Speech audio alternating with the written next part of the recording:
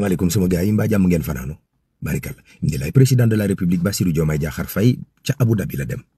waaw bokk na ci ñaar fukki voyage ci juróom-ñetti weer yi nga xam ne def na ko ngir ut ay partenaire fépp ci biir àdduna bi ngir ñu ñëw investir ci Sénégal xëy na loolu dina jur njariñ wàllu gerte gi Sonacos ñoom nee nañ képp rek war nañoo jënd lu war a tolloog 300 000 tonnes waaye taxut njaayum gerte mi demee foofu demee noonu fépp ci biir réew mi ndax Kaolack ak Njaaréem ak Sigicoor foofa njaay mi xaw na faa tagatémbeekum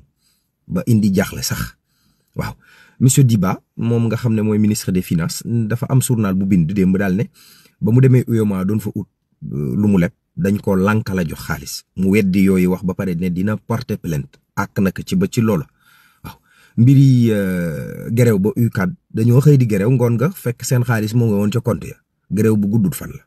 waaw mbiri Barthélémy Dias ministre de la justice moom moo bind assemblée nationale ne leen nañ ko dindi teggi mbalaanum kiiraayam ngir ñu mën koo atte ci affaire u Ndiaga Diouf bi mu jeex benn yoon ñaari scénario moo mën a am bu fekkee ne dañ ko dindi te démissionné wul Déthié Fall mooy ñëw remplacer ko waaw Déthié Fall bu Pastef ci takku wàllu la inscrire woon sàmm sa kàddu mën a takku wàllu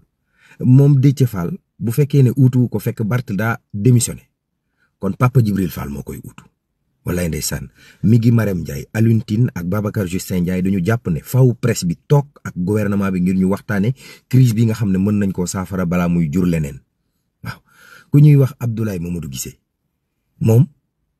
dafa escroquer ay nit ci wàllu suuf ba dem indi as soxna ne kii bàjjanu Jomaay la day wokaalanteeg moom yoon teg na ko loxo